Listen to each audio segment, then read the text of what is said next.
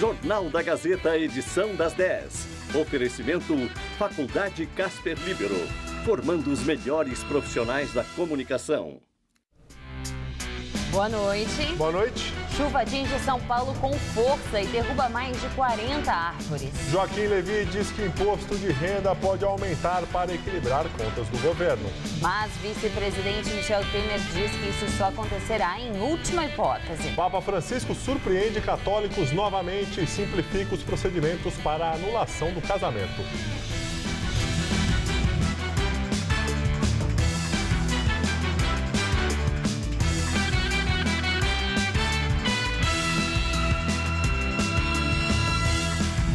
Chuva atinge a capital paulista, provoca diversos pontos de alagamento e derruba árvores.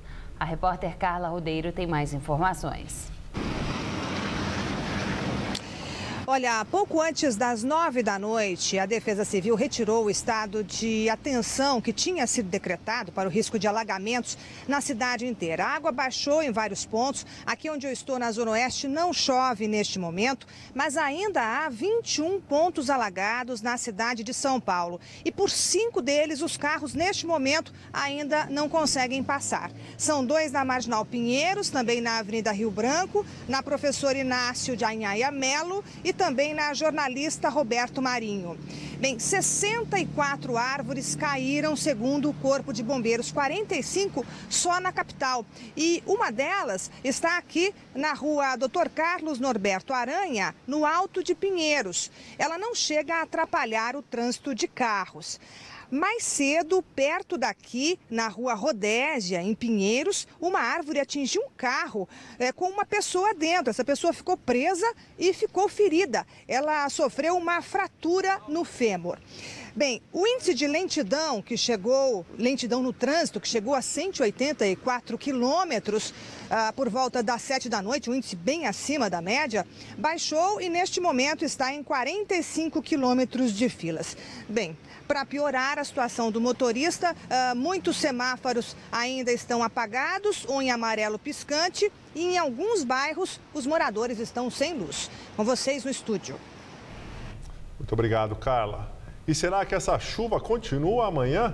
Vamos à previsão para o estado de São Paulo com Mariana Armentano.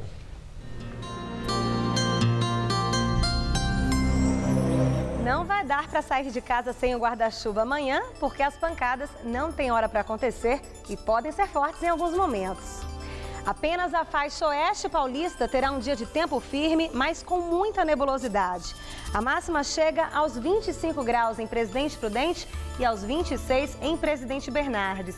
Em Votuporanga, na faixa norte, máxima também de 26 e o tempo deve ficar bem fechado por lá. Nas outras áreas do estado, incluindo toda a faixa leste, as temperaturas não sobem muito e o dia fica bem parecido com o de hoje. No litoral, mínima de 16 e máxima só de 23 graus em Santos. Para a Grande São Paulo, a chuva deve perder força ao longo da tarde e à noite devemos ter apenas chuviscos. Vamos ver como ficam os próximos dias? Nessa madrugada aqui na capital, mínima de 15, máxima à tarde só de 22 graus. Na quinta, a máxima sobe para os 23, mas ainda chove. E na sexta-feira, o tempo fechado deve manter as temperaturas entre 14 e 20 graus. 2 vídeos divulgados nos últimos dias mostram festas no prédio do DENARC e numa penitenciária de São Paulo. Os casos estão sob investigação. No vídeo feito por celular, o anão faz um striptease em cima da mesa da sala da DISE, a Delegacia de Investigações sobre Entorpecentes. O homem contratado pelos policiais do DENARC, o Departamento de Narcóticos de São Paulo, tira a calça e fica só de cueca e sapato. Ele interage com a escrivã, que seria aniversariante do dia, e ainda com o delegado Genésio Léo Júnior. Pelas imagens, também é possível ver uma caixa de papelão com latas de cerveja. A festa, no dia 2 de setembro, foi filmada pelos próprios investigadores. O governador de São Paulo, Geraldo Alckmin, não quis comentar o tom da celebração. Limitou-se a dizer que delegacia não é lugar de festa. Pode fazer festa, mas não em repartição pública. Então, a Secretaria de Segurança Pública já está investigando e tomará todas as medidas necessárias. Já o secretário de Segurança Pública do Estado, Alexandre de Moraes, considerou a festa de extremo mau gosto e disse que ela não deveria ter ocorrido nem mesmo fora do horário de serviço. A direção do DENARC afirmou que tudo aconteceu depois das 8 da noite. Ainda assim, a comemoração está sob investigação da Corregedoria da Polícia Civil. Outra festa que está sendo investigada em São Paulo é a comemoração do aniversário do PCC dentro da Penitenciária Feminina de Santana, na zona norte da capital. No vídeo filmado por celular, as detentas dividem cachaça, maconha e cocaína, servidos em bandejas. As imagens são da semana passada. As autoridades reagiram. Até agora, 3 diretores foram exonerados. A Secretaria de Administração Penitenciária determinou também a realização de revista em todas as dependências da unidade e a transferência das presas envolvidas. Outros funcionários também são investigados. O Sindicato dos Funcionários pediu a instalação de um scanner corporal e o fechamento automático das celas. E deve começar amanhã o novo modelo do policiamento na USP. Hoje, o secretário da Segurança Pública, Alexandre de Moraes, e o reitor da universidade, Marco Antônio Zago, assinaram o convênio do patrulhamento no campus do Butantã. A segurança será feita inicialmente por 34 policiais, com formação universitária, com idade de até 26 anos e que foram treinados para atuar na USP. Os PMs vão atuar em conjunto com a Guarda Universitária da USP. A Polícia Militar também vai montar uma base comunitária dentro da universidade. Os casos de violência vêm assustando os funcionários e alunos. Na semana passada, um estudante foi baleado durante uma tentativa de assalto. E uma mulher de 56 anos invadiu hoje um escritório de advocacia no centro de São Paulo e manteve 2 reféns por cerca de 3 horas. Segundo a Polícia Militar, a mulher havia sido demitida na semana passada e entrou no escritório com um revólver calibre 38 por volta das 8 horas da manhã. O prédio fica na rua Barão de Itapetininga. Ela rendeu 2 advogadas, uma delas a ex-chefe.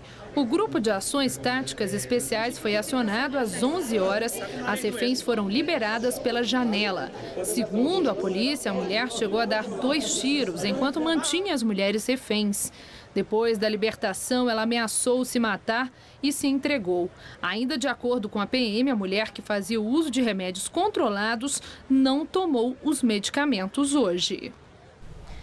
Supremo Tribunal Federal não autorizou inquéritos contra o ministro Aloysio Mercadante, da Casa Civil, e nem contra Aloysio Nunes, do PSDB. A informação foi divulgada agora à noite pelo jornal Folha de São Paulo. O relator da Lava Jato no STF, o ministro Teori Zavascki, disse que o pedido da Procuradoria-Geral da República para abertura de inquérito de Mercadante Nunes não traz fatos relacionados diretamente com o esquema de corrupção da Petrobras. Mercadante e Nunes foram citados pelo empreiteiro Ricardo Pessoa, da UTC, em delação premiada. O ministro Teori Zavascki determinou apenas a abertura de inquérito contra Edinho Silva por relação com a Lava Jato. Ministro das Comunicações, Ricardo Berzoini, dá entrevista coletiva e fala sobre o orçamento. Ele disse que os programas sociais estão preservados.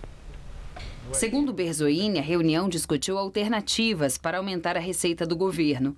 Na semana passada, Dilma enviou para o Congresso a proposta de orçamento para o ano que vem, com um déficit de 30 bilhões e meio de reais. Não vamos abrir mão de buscar alternativas. Acreditamos que há alternativas que são de baixo impacto na inflação e na atividade produtiva, e que é possível construir isso no diálogo. Berzoini disse que os investimentos nos programas sociais estão preservados, mas admitiu que a terceira fase do programa Minha Casa Minha Vida terá de ser ajustada à disponibilidade orçamentária. Direto de Brasília, Josias de Souza fala sobre os cortes promovidos pelo governo. Vem aí cortes nos investimentos públicos nas áreas de saúde e educação. Esqueça tudo. Experimente pensar só nisso por um instante. Os investimentos em saúde e educação, que já são poucos, vão ficar menores. A saturação do SUS e do sistema público de ensino, que já é enorme, vai ficar maior. Foi isso que admitiu hoje, com outras palavras, o ministro Ricardo Berzoini das Comunicações. Ele foi escalado para falar com os repórteres depois da reunião de Dilma com os ministros que integram a coordenação política do governo. Devem ser reduzidos também os investimentos no programa de habitação popular, admitiu Berzoini, programa Minha Casa Minha Vida, que é a menina dos olhos de Dilma Rousseff. O governo desarranjou tanto a economia que entrou agora numa fase de vale tudo. Dizia-se que não iam ser cortados os investimentos. Já cortaram. Dizia-se depois que seriam preservados pelo menos os investimentos sociais. Já preparam os cortes. Tudo isso sem desconsiderar o fato de que o governo decidiu também aumentar os impostos. Cogita aumentar até o imposto de renda, como admitiu hoje de Paris, onde se encontra o ministro da Fazenda, Joaquim Levy. Eu não sei quanto a você, mas eu às vezes fico com uma vontade enorme de visitar o meu dinheirinho lá no Tesouro Nacional. Dinheiro que saiu do meu bolso e que foi parar lá no Tesouro Nacional.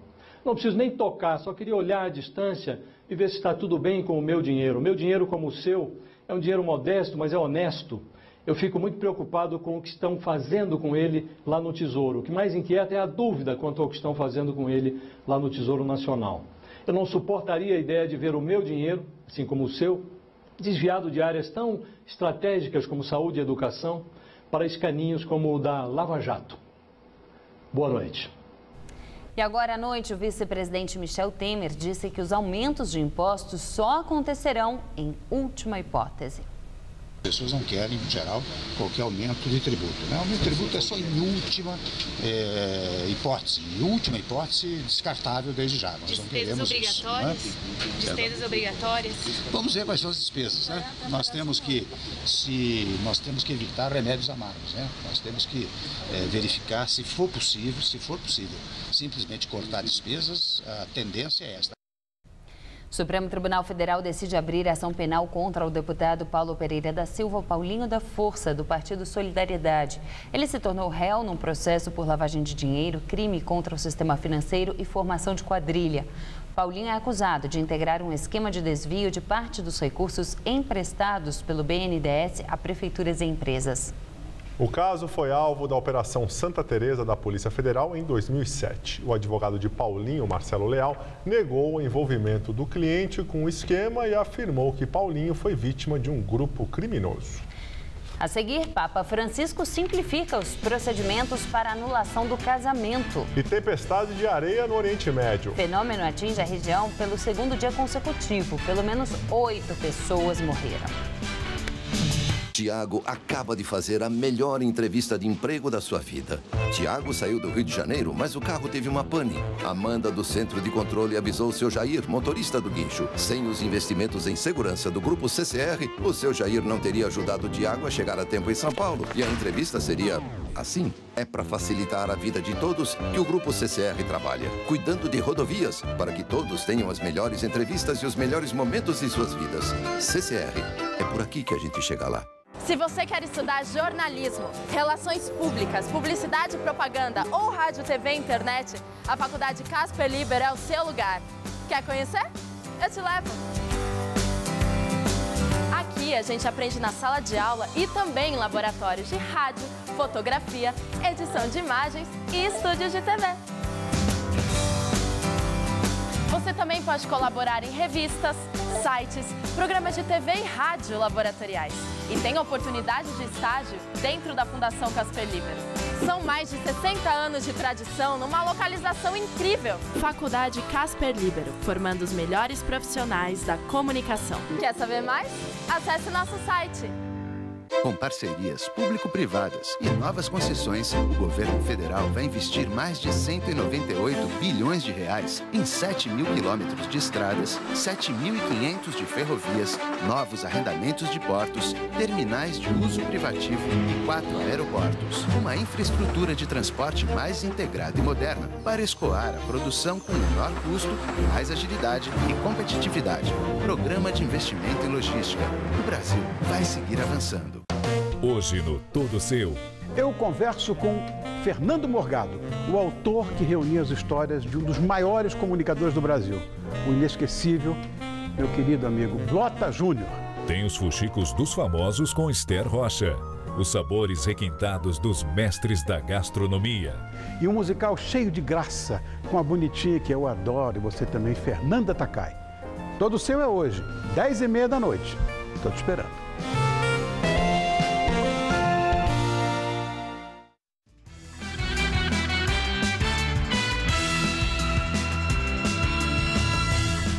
Analistas do mercado financeiro continuam pessimistas em relação à economia. Segundo o Boletim Focus, divulgado pelo Banco Central, o PIB do país deve fechar 2015 com uma retração de 2,44%. E a previsão para o IPCA, Índice de Preços ao Consumidor, também não é animadora. O índice deve fechar o ano, segundo especialistas, em 9,29%. E agora vamos ao comentário de economia com Denise Campos de Toledo. O pessimismo é cada vez maior simplesmente porque não temos no horizonte indicadores apontando em outra direção. Há uma piora geral no andamento da economia. A queda da produção industrial, por exemplo, foi muito maior que se previa e bateu direto nas projeções quanto ao tamanho da recessão que vamos encarar.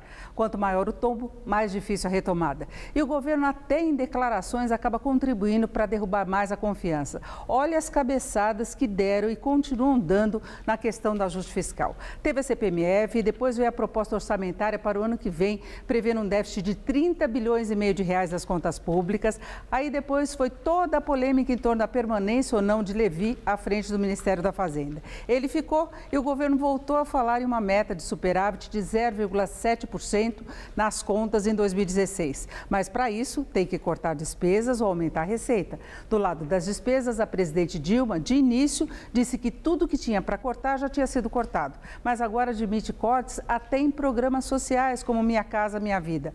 No paralelo, claro, continua elaborando mais aumento da carga tributária, possivelmente com elevação da CID sobre os combustíveis, IPI e IOF. Para isso, basta uma canetada. Não dependem de negociações com o Congresso, embora também não se descarte, como vimos, uma nova alíquota do imposto de renda para os mais ricos. Nesse caso, a implementação seria mais difícil. Como consequência disso tudo, tivemos a disparada do dólar, que pode afetar a inflação, assim como os impostos. Se a CID subir, a inflação deste ano pode chegar a 2 dígitos. Por outro lado, impostos mais altos significam mais custos para as empresas e consumidores, o que prejudica a atividade com a economia já em recessão. O pessimismo não é à toa, não. Essa confusão toda pode levar ao rebaixamento da nota de avaliação do país, que deixaria tudo mais difícil. Mesmo sem isso, as projeções ainda devem piorar mais nas próximas semanas, tanto em função de dados concretos da atividade econômica, como pela inabilidade do governo ao lidar com questões relevantes, até com a crise política, sem esquecer das denúncias da Lava Jato, que colocam mais lenha na fogueira. A realidade do país está muito ruim e só o governo, os seguidores e os menos informados não perceberam que caminhávamos para isso. Pelo menos foi o que a presidente Dilma falou, que foi pega de surpresa. Alertas não faltaram e até a dificuldade de o governo ouvir ou identificar os problemas preocupa muito. Eu volto na quinta. Até lá. A crise dos refugiados. Enquanto milhares de pessoas são recebidas na Alemanha e na Áustria, outras estão apenas chegando ao continente. A passagem pela Hungria é um dos maiores obstáculos.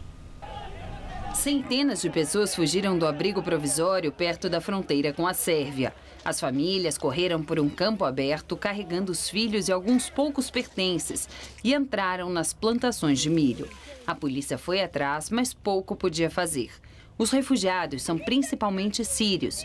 Eles não querem ser registrados na Hungria, o país por onde entraram na União Europeia, porque teriam que ficar por lá até o final do processo, que é demorado.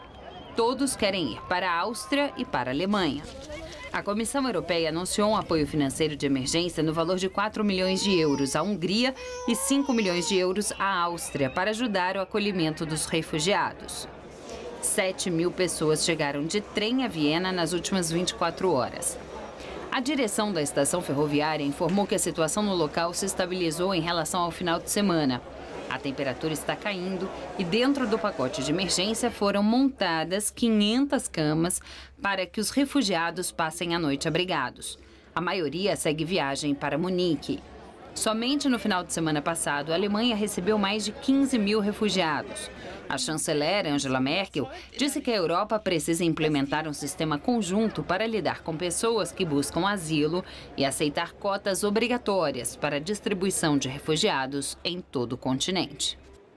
Papa Francisco simplifica os procedimentos para anulação do casamento considerados demorados, desatualizados e caros. Francisco introduziu uma forma mais rápida de processo para casamentos com argumentos que a igreja considera evidentes para sua nulidade, como falta de fé, brevidade da convivência, aborto para impedir a procriação e relação extraconjugal. As mudanças também determinam que os trâmites sejam gratuitos para o casal, com exceção de taxas cobradas por funcionários de tribunais. Se houver indícios de que o casamento não foi consumado, a anulação vai ser efetivada sem necessidade de processo. Apesar das alterações, o Papa reafirmou o ensino tradicional sobre a indissolubilidade do matrimônio. O Vaticano afirmou que o processo canônico para nulidade de casamentos não era alterado havia 3 séculos. O decreto do Papa entra em vigor no dia 8 de dezembro. Tempestade de areia atinge o Oriente Médio pelo 2º dia consecutivo. Pelo menos 8 pessoas morreram e centenas foram hospitalizadas com problemas respiratórios. O vento de areia quente é conhecido como Hamsin e atinge a região 2 ou 3 vezes por ano. Desta vez, a tempestade chegou extremamente densa. Jerusalém está coberta de areia. A situação é a mesma em Tel Aviv. Os voos domésticos para o sul foram cancelados. No Líbano, os hospitais registraram mais de 750 casos de problemas respiratórios. 2 mulheres morreram. A Síria parece ser o país mais afetado, segundo o grupo Observatório Sírio dos Direitos Humanos. A tempestade teve impacto até sobre a guerra civil. Os aviões do regime reduziram os ataques aéreos. Os serviços de meteorologia informaram que a tempestade deverá baixar de intensidade a partir de amanhã à noite. A edição das 10 do Jornal da Gazeta termina aqui. Boa noite. Fique agora com o Ronivon no Todo Seu. Uma ótima noite para você e até amanhã.